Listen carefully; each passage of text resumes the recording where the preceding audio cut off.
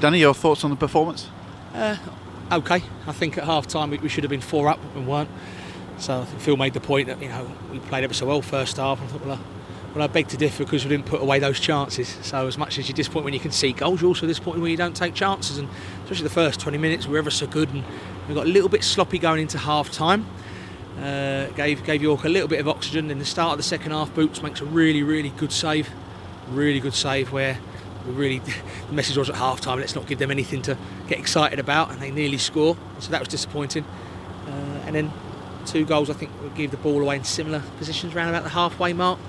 And to have 2 counter-attacks that we conceded from, once again, it's very disappointing. So similar to a couple of the goals at Halifax. What we've got to do now is, like we did after Halifax, is regroup and bounce back and give our home fans something to sing about on Monday. Apart from the Barnet result, what has it been about the away performances in recent times that have sort of, let the side slip a little bit? A bit harsh, I know, but... Well, I think obviously in recent weeks you've had obviously Dorking, Halifax and today. I think apart from that we've been pretty good over the course of the season, but like the manager keeps saying, there's loads of things that he is looking to improve upon in our performances, whether you win, lose or draw. And that's another one of those situations today where we can go back to the drawing board and look at things to do better going into Kidderminster. I mean, almost a perfect start, wasn't it, as well? Joe Quigley, his 100th appearance for the club as well. In the right area at the right time. Yeah, and I think it summed up our early passages of play in the game. We had a really good feeling about it, didn't we? The way we were playing, and really calm all over, and the supporters were in full voice.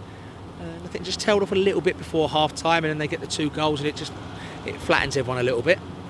And then after that, in the final third, we were a little bit wasteful, weren't we? And obviously you're throwing men towards getting a result, leaving us open and vulnerable maybe for another counter-attack. So, yeah, fair play to York today. They won fair and square, but over the course of the season we've beaten teams fair and square. Disappointing the away fans haven't had a nice journey home with a nice 3 points, but yeah, to go home as champions is great, but like I said, for the manager that's not enough at the moment. He wants our standards and results to stay high until that very last game of the season.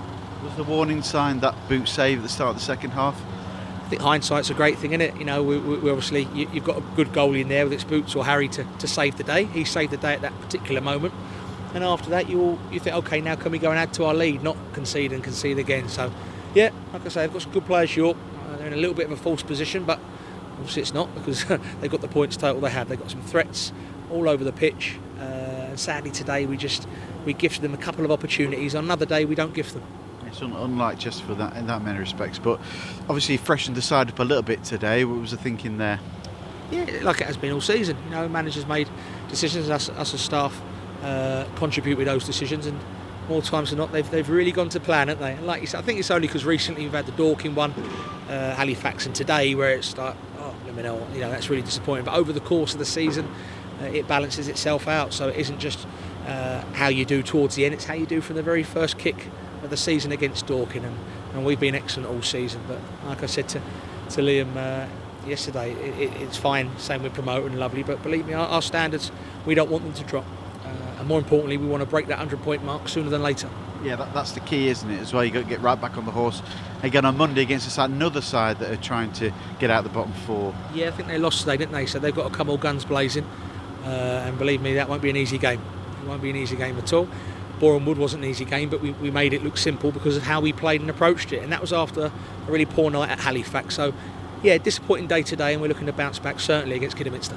Any bumps and bruises going into this game, and certainly from today as well? I mean, how was the York player, by the way, who got injured? We asked a few of their lads who weren't involved in the tunnel at half time, and they said he seemed to be okay. So when you see someone coming off with a neck brace and oxygen, it puts football in perspective, but hopefully the lad's okay.